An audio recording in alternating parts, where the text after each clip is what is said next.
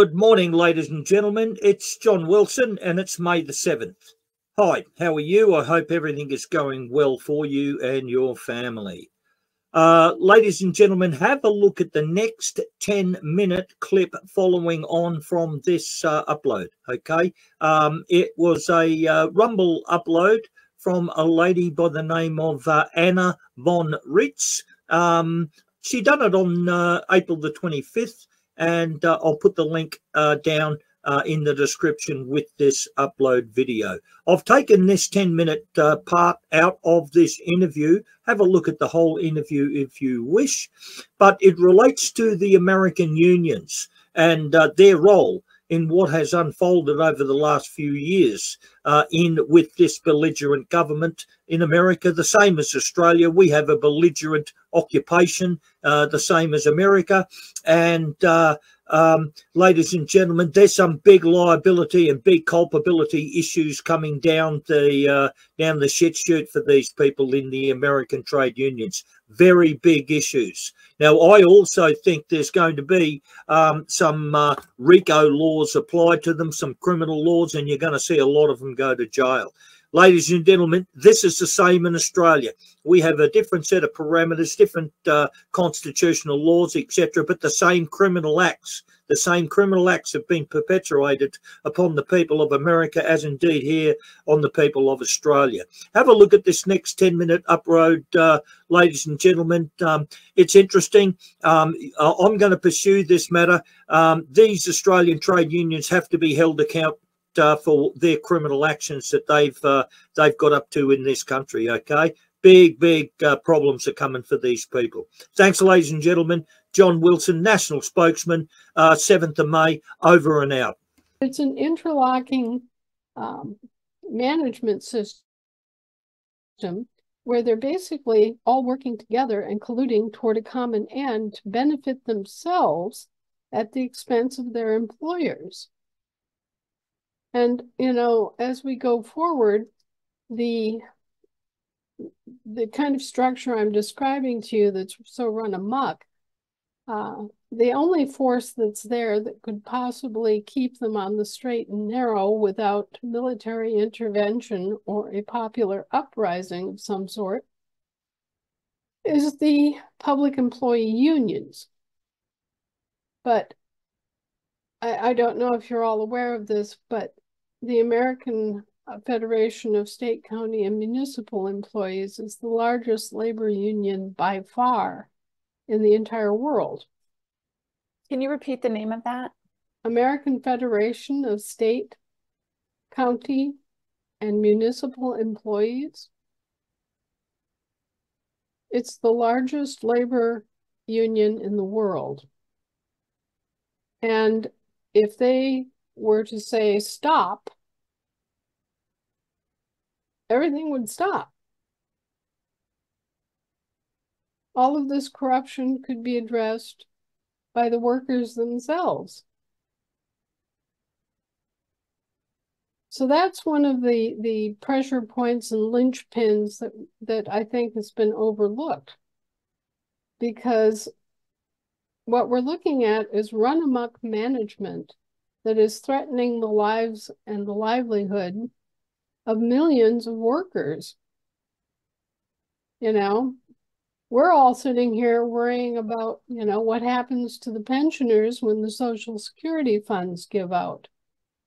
Well, the public employees have got a different pension system than the rest of the people, and that's keeping them quiet. But what if we were to point out to them that they're being abused in other ways, and that, in fact, AFSCME is working as a crime syndicate?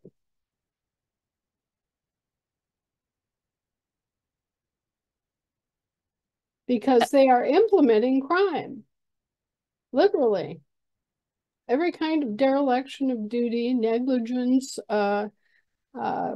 racketeering, privateering, human trafficking, all this stuff is it's all being expedited by unionized agency and federal employees and state of state employees. All those people are union, and most of them are AFSCME. Now, there are some public labor unions, like, public laborers unions and things of that sort, like the New York garbage collectors. They have their own union. There are, many other public employee unions besides AFSCME. But I think that in terms of looking at this whole problem, we need to be considering the role of the employees in all of this, because they are being misdirected to commit crimes against their employers at every step of the way. And the labor unions have been sitting there with a smirk, just going along and playing patty cake with these corrupt boards of directors of these corporations that have been just running amok and creating all these terrible problems, not only here, but in the rest of the world. So what happens when the individual labor unions are held accountable?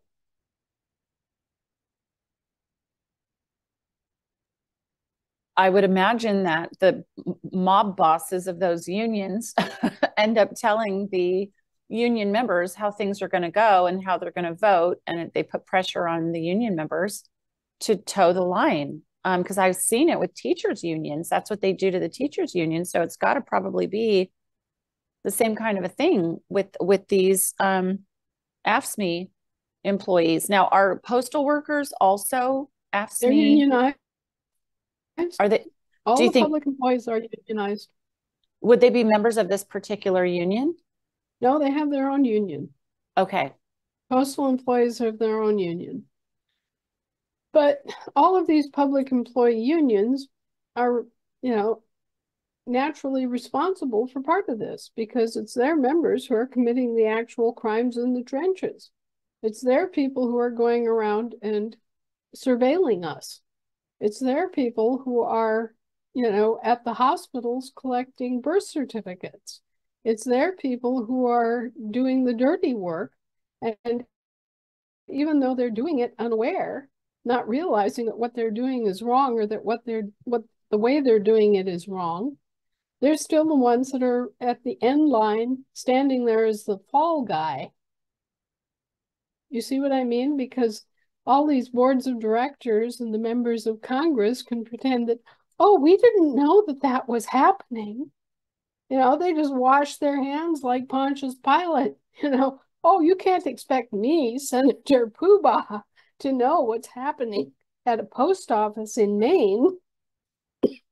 Well, guess what?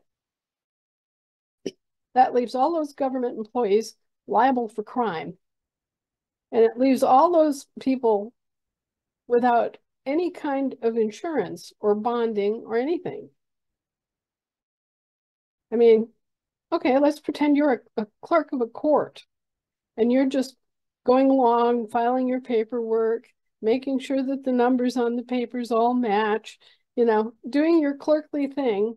You have no idea that you're involved in a gigantic gambling and racketeering scheme, right? But you're participating in it. You're expediting it. You're assigning the bond numbers by assigning the court cases. Did you all know that the court case numbers are bond numbers that are traded on the stock market? And here's this innocent court clerk assigning a case number, has no idea that they're doing anything that's at all questionable, and yet they're committing a crime. And we've all heard it often enough that ignorance of the law is no excuse, right? So who is standing in line to be the victim? Some poor schmuck who doesn't know any better. And the labor union is doing nothing to protect their employee, their member, who's paying their dues in good faith. So you see, the labor unions are being negligent by playing footsie with these corporations and these agencies and these departments, and allowing their people to participate in criminal activities unaware, and leaving their people liable as accomplices and as promoters of crime, the labor unions have done their employee members a grave disservice and a negligence that can't be explained. And so, you know, part of this game, and it is a game, is to bring forward the liabilities. Okay. The liability of the employee becomes the liability of the labor union, which becomes the liability of the agency or department employing the labor union, which ultimately goes all the way back up to Congress. And while we are doing our job of bringing forward our complaints, or shall I say our claims, which is the proper term for us on the land jurisdiction, it doesn't leave them any plausible deniability. They can no longer play Pontius Pilate and wash their hands and say, oh, we didn't know, because there are millions of people who now know. And by us going to the labor unions, knocking on their doors and saying, hey, you're leaving all the postal workers with their butts hanging out in the wind. Hey, you're leaving all of the clerks at the Department of Labor in a world of hurt. And they're just innocent people trying to earn a living. Where are you in this fight? It's time we got the labor unions by the short hairs. Just my thought. And really grabbed them right there at the nape of the neck and said, hey, look, these are your people being put at risk. These are your union members who are being used to commit crime against the general populace. That makes them accomplices. That makes them liable. And that makes you liable. And that makes the whole group liable, including your employers who are misdirecting you to do all of these nasty things. So you see, it's always a game of water flowing downhill, or should we say the poop flowing downhill. You know, where is it going to land? Everybody's trying to avoid being at the bottom of the hill.